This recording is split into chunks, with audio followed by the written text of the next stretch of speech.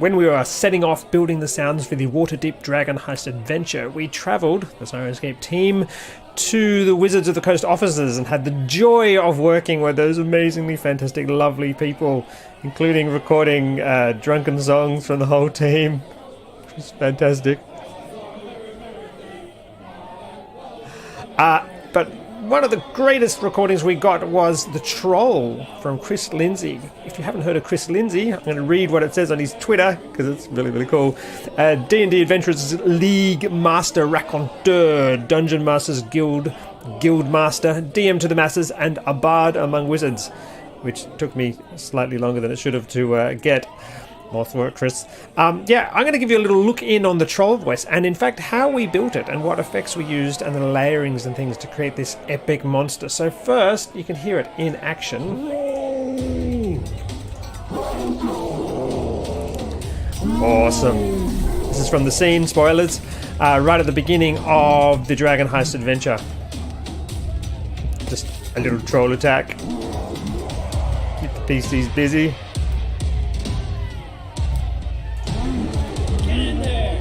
So that's what it all sounds like mixed together. I'm going to bring up the actual edit. We'll turn that off. Here's the troll voice by itself. Spectacular. It obviously auto triggers by itself, but if you want a particularly close troll voice, you can actually trigger that by yourself. Now I'm going to bring up Audition. Here we are, and zoom in a bit, and I'm going to show you some of the bits and pieces of what we did. So we had an original recording from Chris, which was very, very special. And we did basically some compression on it, cleaned up the noise. We weren't in the quietest room at Wizards, but we used some baffles and things like that and got a very, very easily clean-upable sound. I need to go over here. I'm going to show you. Here is the actual mix. There are 1, 2, 3, 4 channels of sound. I'm going to solo each of them and then step you through what we did. This is pretty much the original recording. I'll turn off the pitch shifter.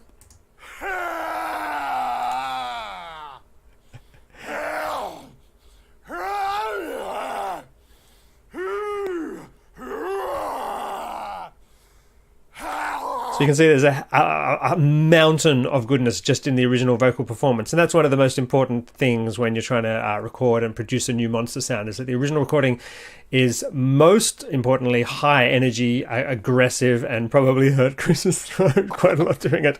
So number one thing we did is turn on a pitch shifter. And let's have a look at those parameters. So it's basically just dropping the pitch of that recording down by a perfect fourth.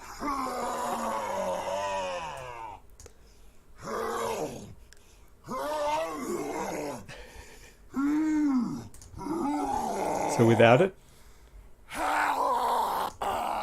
and with it.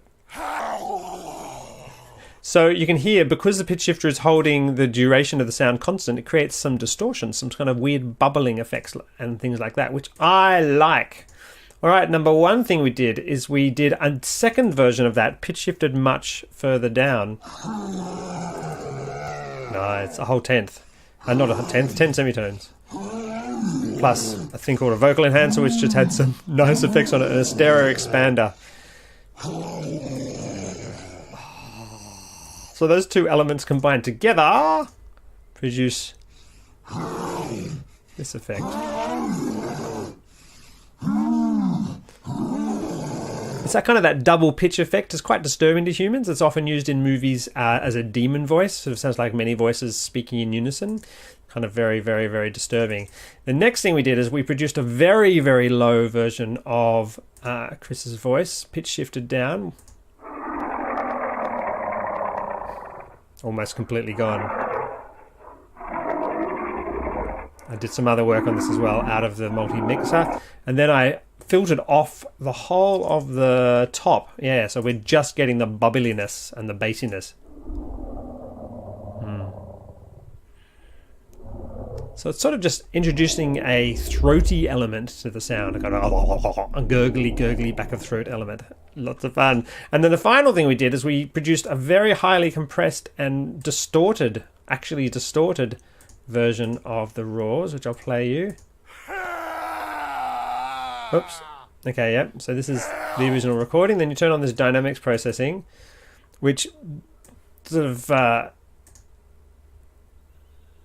is that right? No. Okay, yes. Sorry, I used the guitar suite. Right, we have this fantastic guitar amplifier, overdriver, synthesizer, emulator, and that's what does this. I can work my stuff out. Listen to it.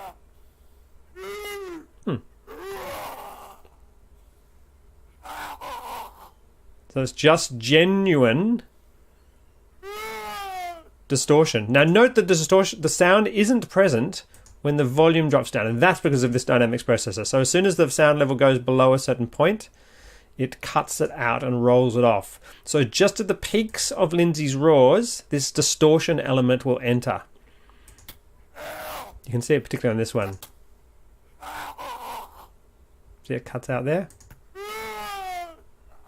And cuts there, and only you see how it just comes back for just a moment. And combined all together, it's the glorious troll. Including this one.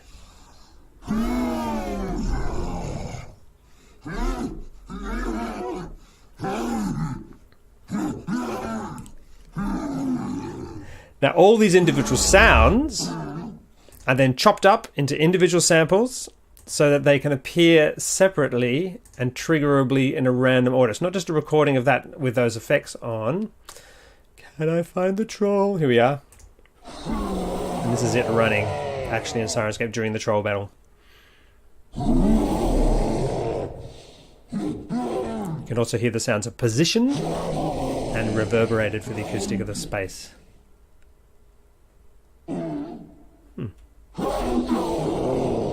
Every time it plays a sample, it waits a random amount of time.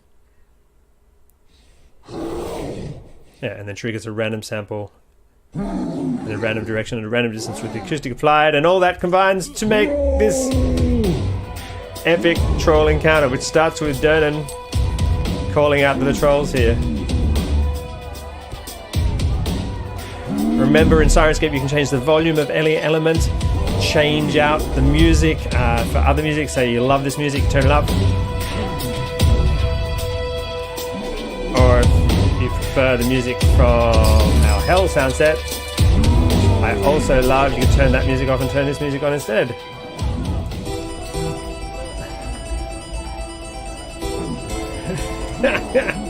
Now we've got the troll battle happening with Detopticon. Anyway, there's a little insight. Hope you enjoyed that. Share it around.